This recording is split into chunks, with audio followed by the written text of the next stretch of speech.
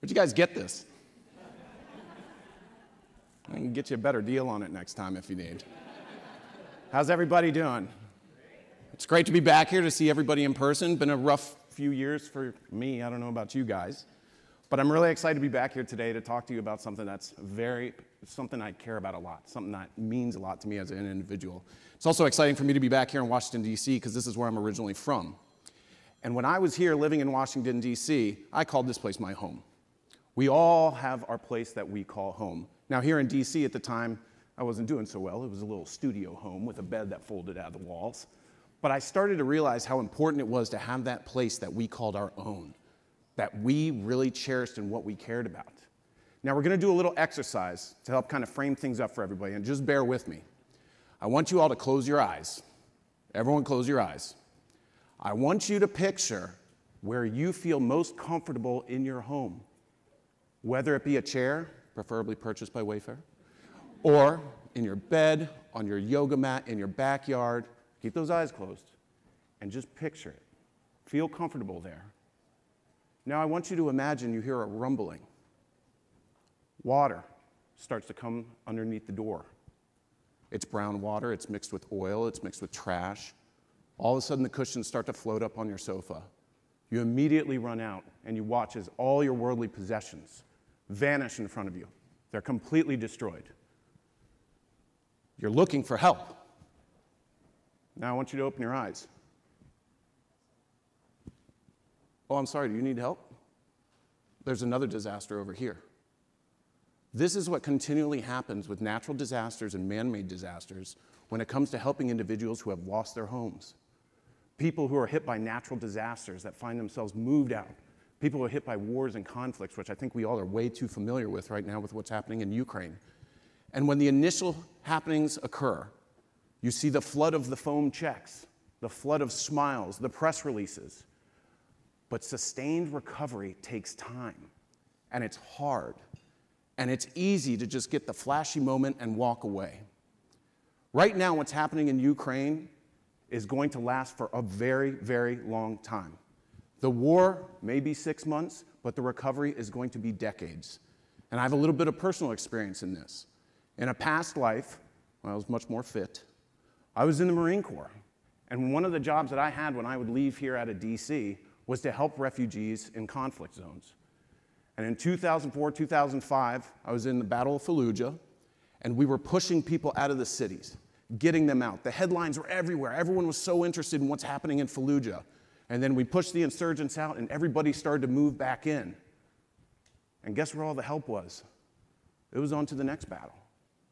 It is so hard for us to keep the attention of society and individuals to know that this is the long haul of a road. I remember sitting with refugees in one of the universities outside of Fallujah, and we had them all lined up, and we would hand them an MRE, we'd hand them $20, and we'd say, sorry we destroyed your home, good luck. It was at that moment that I vowed that I would never forget about the impact that war, natural disasters has on refugees as a whole, and make sure that we continue to help them in the most effective way possible. When I came back to my tiny little apartment here, my cool Honda, I had the best Honda back in the day, but I came back here, and life got back to normal. About a month after returning, Hurricane Katrina hit. And I had this urge. I was getting ready to start a semester at GW, and I put that semester on hold, and I went down to Hurricane Katrina, to New Orleans, to help out. It felt right. It felt like people were going to forget what was happening.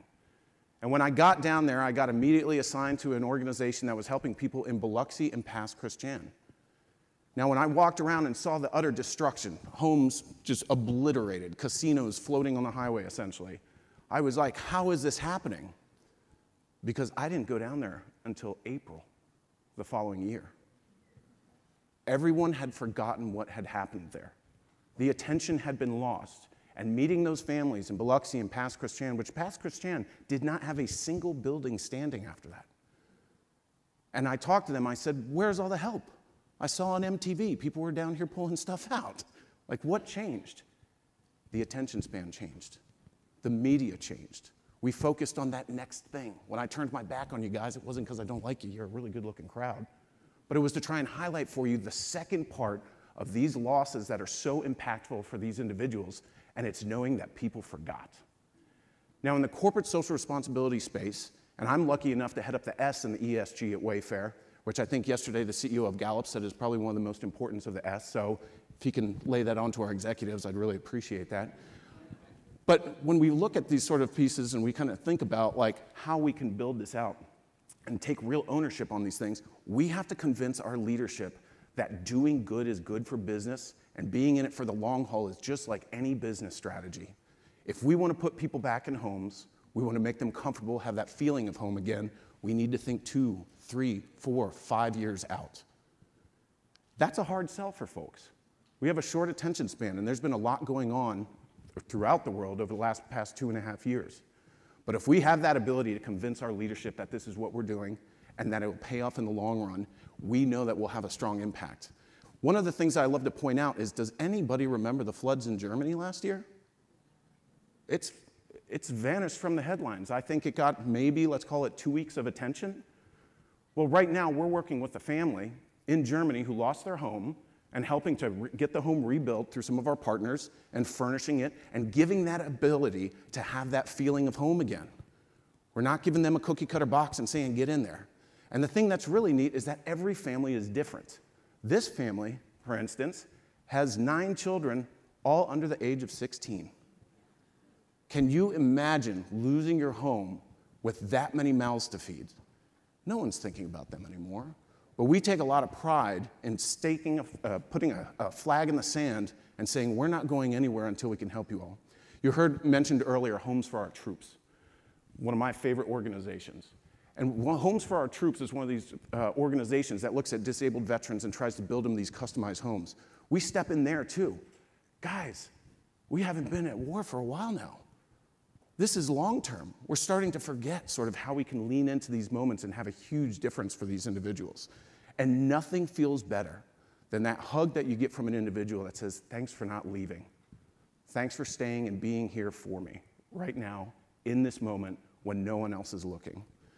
One of the things I really like to convey to folks as well is that when it comes to disaster relief, refugees, all of the issues that move people out of their houses and out of their homes, is that it is so hard for us to comprehend not having anybody there for you. And so I just ask everyone to take some time, act with kindness, focus on the long term, and always do your best to be able to paint a picture of what things could look like in the future. And the way that we've been doing that is finding every aspect within our business that we can do to help these individuals. Currently, right now, we have an amazing team in the EU that's moving product from the UK to Germany to Hungary, helping out with the refugee situation that's going on in Ukraine right now. We've made contributions to the International Refugee Committee, which are solely focused on that long-term fix. They're an amazing organization. They're not going anywhere. We're looking at all these different ways that we as a business can lean into allowing employees to donate to these causes, to help these institutions, matching our employee donations, all of these pieces that are kind of the catch-all, but we continue to do it. The goal is to keep that dialogue going. And it's a hard job to do. It's not easy. And real quick, I want to just ask everybody, when you think about what your businesses do, your organizations do, how do you hold on to that attention span? You do it with the stories. I heard everybody exhale when I mentioned that family. It resonates when you get down to that core number. When we heard that there was 4 million refugees in Ukraine, pretty easy to shake that off and say, wow, that's a lot, that's too big, I can't deal with that. But if you can figure out those moments where your company can lean into and have the highest level of impact, you really are going to change the world. And I'd say this is a time in our lives when the world needs a little bit of changing. So I want to thank everybody here for what you do. I want to thank everybody. Oh, real quick poll in my last few seconds. How many people here have shopped with Wayfair? Okay. How many people have utilized the donate at checkout feature on Wayfair? All right, for those of you that had your hands down, your next delivery might be a little late, so I apologize. But I do want to thank everybody for what you're doing. I'm looking forward to being able to talk this through with folks and know that this is going to be a long-term goal. But guess what? We made it through the last 2 years. We're going to do it. Thank you.